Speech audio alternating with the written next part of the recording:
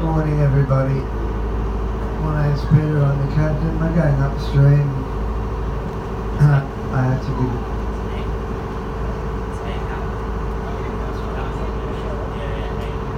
We're going downstream. In that case, we'll go, keep on doing 360s. You didn't notice about this over the video. I've got to give you a safety briefing, and there's actually some important stuff you need to know. So, apart from me being the most dangerous thing on the boat, there are other things we have to keep an eye on as well. And downstream we've got 3 low bridges. We approach them one after the other. And on approach to the bridges, you'll hear the boat's horn.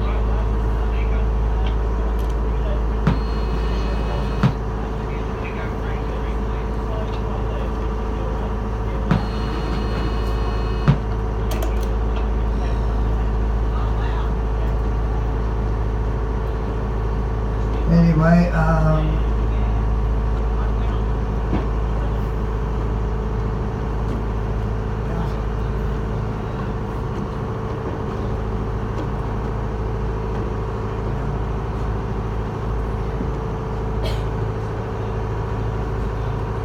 downstream we've got 3 low bridges and we approach them one after the other. On approach to the bridges you'll hear that ridiculous excuse for a horn. If you're out on the back deck, turn around, look and get ready to duck your head, otherwise you'll hear that noise. It kind of sounds like that as well. English may not be the first language of individuals on the boat, so some people may not even understand what I'm saying. And of course there's the remote possibility that there could be somebody distracted by their mobile phone, so look after your other passengers as well. If I call the 70 stations, go to the seat you're sitting in, keep the ILP, follow instructions, and life jackets from the cupboard to the side of the helm, the locks on the back of the main deck. Instructions for life jacket fitting are on the life jackets and also on notice board poster. They are adult life jackets, they will fit on a small child, but you do need special instructions from the crew for that.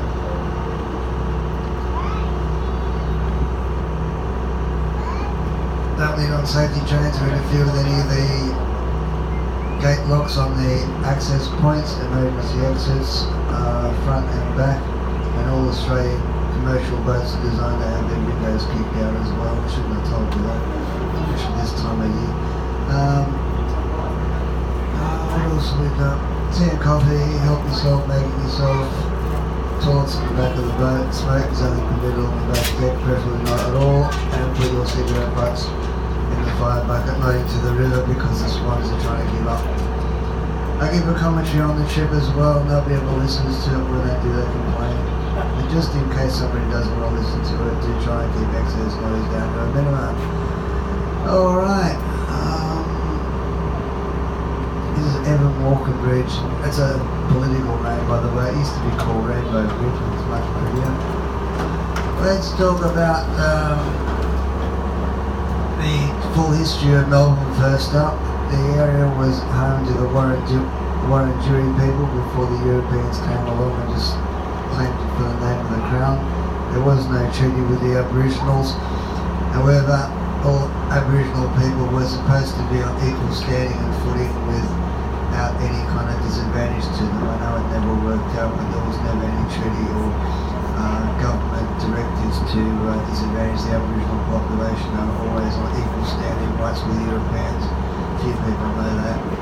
The Europeans, especially back then, didn't.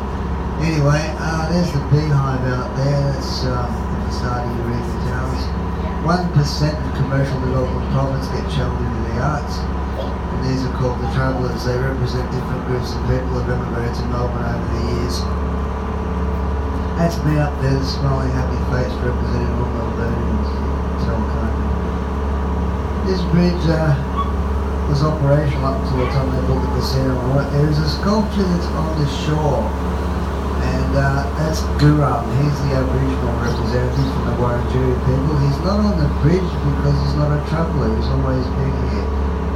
He's one of the low bridges I was telling you about. Queen's Bridge. There used to be a waterfall here. It separated fresh water from salt water. They blew it up to try and stop the river from flooding. They took out all the obstacles like waterfalls and things. Bad idea. Had an ecological impact that was a disaster on the river. And everybody asked me why they built the bridges so low. I thought it'd be obvious. It's because they were stupid. Well, it wasn't actually a reason for it, but it's still pretty stupid reason they built them so low so you could get a 16 horse cart over them. But at the same time they built the bridge, they modified the river, and then they scratched their heads and thought, hey, we could get barges up to the industrial area at Richmond if we built the bridges higher. Anyway. There's Crown Casino every hour on the hour after dark. Fireballs are up on the shores of Crown Casino. It's quite spectacular. You can actually watch your money going up in smoke. And there's Sea Life Melbourne Aquarium. They've got beautiful aquariums there. They've got a thrill seeker thing as well. You can actually go for a swim in one of their fish tanks with the sharks. It costs you now $240 on the top of your admission fee. And if you haven't got the 240, just go to St Kilda. You can do it for nothing on there. Alright, let's talk about the real history. When I hear the real history, you want to hear all the rubbish that I'm going to tell you. The real stuff? Okay, yeah, the real stuff. Alright. Okay, yeah. Now the real history, see, back in early years it was okay to be an obnoxious, arrogant bastard, and nobody really cared about it. So we'll give you a bit of the run here. This is on the other side, it's called Batman Park. Now King John Batman knew the Aboriginals didn't know what Crown land was, and they were quite isolated down here. His father surveyed this area in 1801 for the Crown. They were looking for places where they could settle, and it came up thumbs down. This area is flood prone. They detected flood debris up in the trees. But John Batman was a grazier, a rural man. His father surveyed the area, so he knew about it. He sent a financial delegation over in 1801, armed with a pre-filled in contract. All he had to do was get the Aboriginals to sign it. The economy to actually he told them he just wanted access to cross over the land. They signed the contract. Next thing you know, John Batman was carving it all up and selling it. He was quite wealthy by the time the New South Wales government found out about it, so they came down to see him. Anyway, King John Batman was living on top of Batman Hill at the end of Batman Drive in a celebrity called Batmania, and the New South Wales government came down and told him to pull his head in. But he'd done exactly what they wanted him to do, and that was set up a small trading settlement. So you've got to keep your ship and cover on the land and grow to become quite wealthy. The official story is one of our founding fathers who set up a small rural trading settlement that later became the economic powerhouse that Melbourne is today. The real story is he was a bit of a crook and stumbled a little by accident. Now, I'd say this area is flood prone. How high does the water level get when it floods? When they built the first Crown Casino, it was in that building called Crown Plaza. They wanted to keep their hotel rooms dry, and they asked the council how high above the river do they need to build them so they never ever get wet. The council gave them the highest known recorded flood level ever in Melbourne. See where the columns won't meet the hotel rooms? That is how high the water level can get in Melbourne when things go wrong.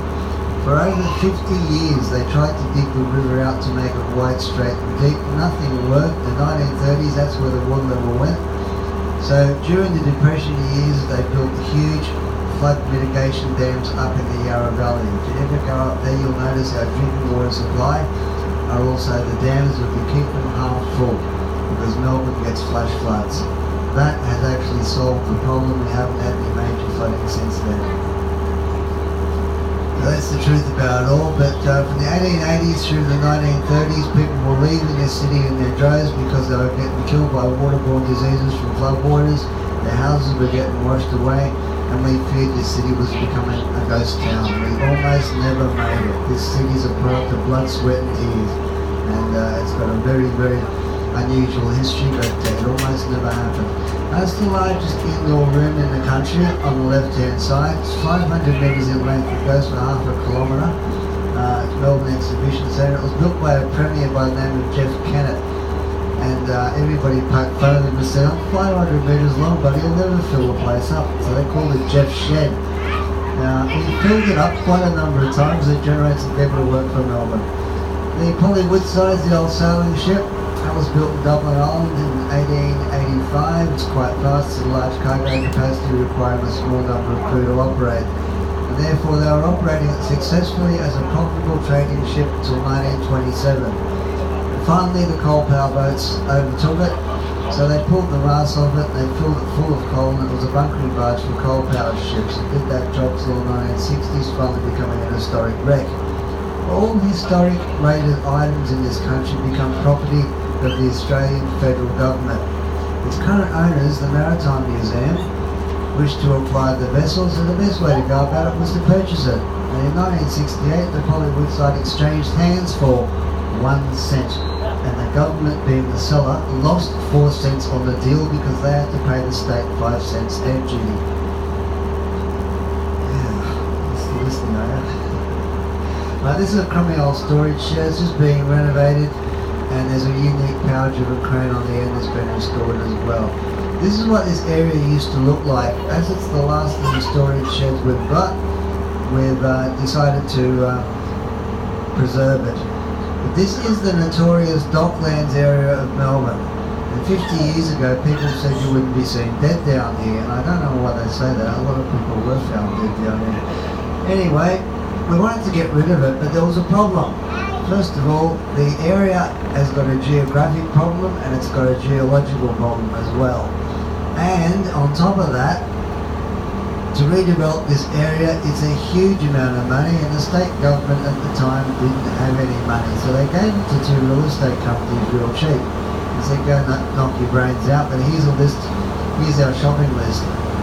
Anyway, I'm going to show you why it went really pear-shaped for a long time. This is a disused railway bridge. The developers thought, we'll turn it into a pedestrian way and footway that looks like an eel caught in an Aboriginal fish trap.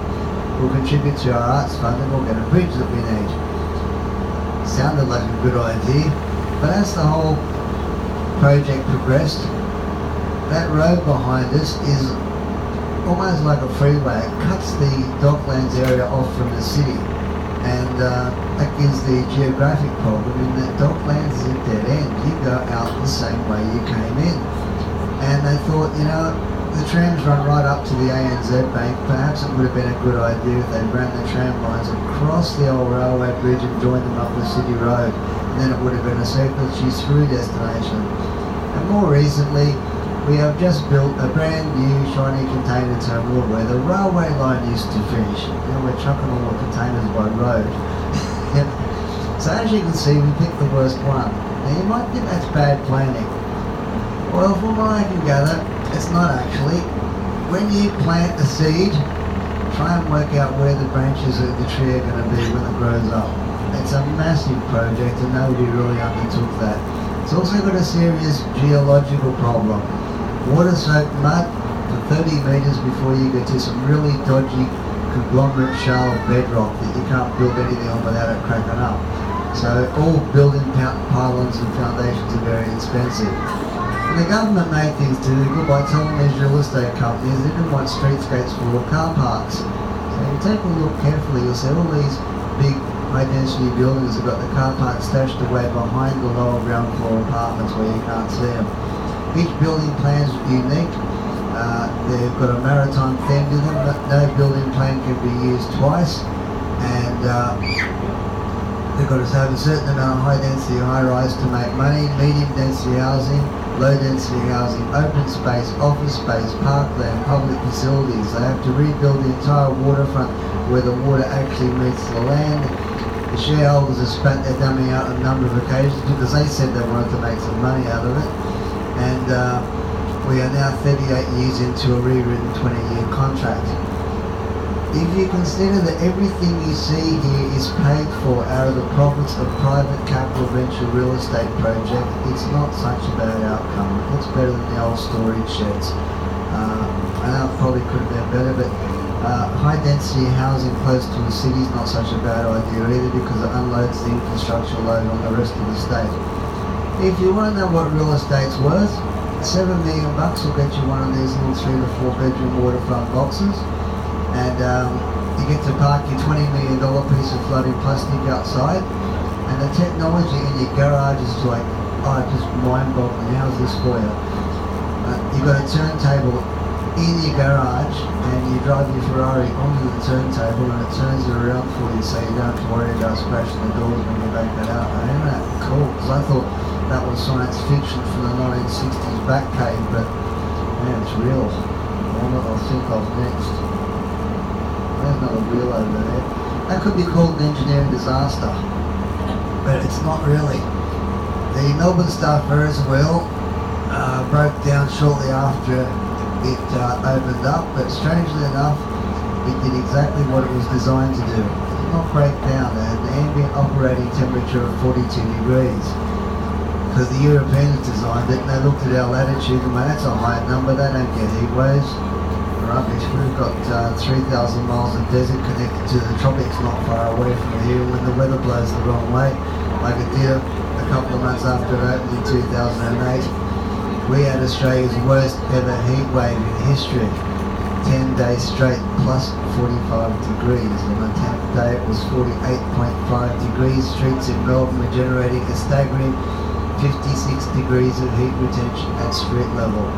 So I thought the centre bearing on the wheel did very well to hold up under all that. Paper on its operating limits, it seized up. And when that happens, the momentum of the wheel cracked the wheels, shut down the power. There were people on at the time, and it took 10 hours for the fire brigade to come down with a cherry picker and a piece of screw to rescue everybody.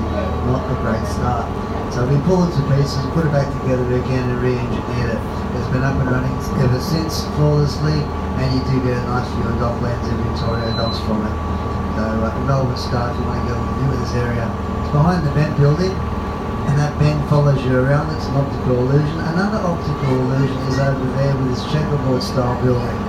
All of the floors where the yellow floor lines are straight, level, parallel, and the same height.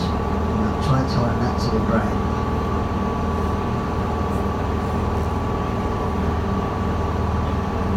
Multi-bridge, I call these the Pillars of Hercules, because like back in the old days when you sailed across the Mediterranean Sea, went past the Rock of Gibraltar, the Pillars of Hercules, that was the end of the world beyond that. It didn't come back. These are the welcoming gates of the Baltic Bridge. Officially they're 140 metres high, but they're not, because nobody knows how to do trigonometry, and no one carries a marine sextant with them anymore. Well, I do. They're 96 metres, alright. Okay, but you can tell Sydney-siders we've got the highest bridge in the country. But the really controversial item about the bridge, you don't want to know this, do you? Right. Good to say, alright. So Henry Bolte was the state's premier from 1950 through 1968. That's a long time, so we have to recognise that somehow. But he was probably the worst motorist in Victoria's history as well, which is another major road bridge named after him. Anyway, if you want to know about that story, you've got to look it up yourself, because officially his record's squeaky clean because they can't find the blood alcohol sample. They never will either, by the way. It disappeared into a black hole somewhere in a locked safe. Anyway, you'll have to check that one out yourself. Alright, we're going to the port area, and I'll just be a little bit about the proper name of the river and the names in Melbourne.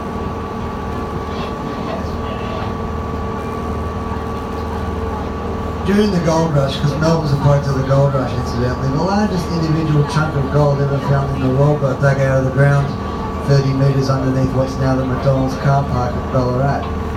The welcome nugget, 70 kilograms, not far away the stranger at 69 kilograms. There were gold nuggets the size of your thumb lying around on the ground up there. And the population went from 177 in 1837 to 409,000 by 1887. And after the gold rush was over, they were leaving. But Melbourne was one of the wealthiest cities in the world for a while. And it appeared that around about 1840, the New South Wales government decided that Melbourne City Council would pay for everything that would normally be state government responsibilities. And we thought that was a bit rude, so we said, fork over some money, otherwise we'll cut the train. And they went, yeah, you need us for the rubbish we do. Anyway, we decided we called ourselves a separate state. We didn't want to think that we were being unloyal to the British, so we copped the name Melbourne after the British Prime Minister at the time of Queen Victoria, and the state, of course, got Queen Victoria's name. When Lord Melbourne was told he was the namesake of the new capital city, he said, bring me a map and show me where this place is. He never visited it, had anything at all to do with it. So that's the naming. I suppose it was a good insurance policy to keep the Poms out. The proper name of the area is in fact Birrarungmar. It's a beautiful indigenous Aboriginal name. Birrarungmar means place of mist and shadows, and the name of the river is not the Yarra River. Yarra just means water. When you say it twice, flowing water. The Aboriginals apparently kept on saying Yarra Yarra, Yarra Yarra, Yarra Yarra, and they were doing that because they were trying to tell the Europeans, this is our drinking water, you numbskulls, stop polluting it. And that's where the name came from. But in fact, the name of the river is in fact Birrarungmar, the misty river or the misty water. So there you go, that's the truth about that. Pollution. Well, back in the old days, if you wanted to get rid of something, you just chucked it in the river. Now, we were trying to do something about pollution back in the 1870s. By digging the river out, they're hoping tidal exchange would solve the problem. It didn't. In the 1890s, we built a separate sewage and drainage system, and that worked up until we had floods. But, that cleaned the river up quite a bit. But 1910, 1911, we were losing the population of the city so rapidly we had nothing to lose by bringing a total prohibition on all industrial and pollution waste going back into the river. And in 1935, the head of the Metropolitan Water, Sewage and Drainage Board, a man by the name of, now wait for this is his real name. The head of the Metropolitan Water, Sewage and Drainage Board was a guy by the name of Ernie Drinkwater. Ernie announced that the river was living in 1935 and it's been getting better ever since. It gave the polluters a bit of a problem now. The fertiliser industry boomed because all the industrial waste was going into fertiliser. But the breweries were one of the worst offenders. And they used to scrape stuff off the top of the brewer and chuck it in the river. And they couldn't do that anymore. So someone took some home and they said, the horses love this stuff, and someone else stuck their finger in it and said, hey, this is pretty good. I know what we'll do with it. We'll stick it in a jar and call it Vegemite. That's the truth, that's where Vegemite comes from. Alright, cement powder. I'm going to show you how one facility in this port shuts down, it can bring the state to its knees. Cement powder, we don't have either stuff in Victoria, we bring it in from South Australia and Tasmania, it's limestone. And we stockpile it where we unload it because it's so difficult to handle, it's very dense, so we get a lot of ships to come in to fill those silos and the warehouses up. And on a bad week, we'll go through the entire stockpile in 3 days. That means it can shut the construction industry down. There are a tremendous number of flow-on jobs from the construction industry, and we generate money for the state budget out of it as well. One facility brings us to our knees. So imagine what life would be like without this port.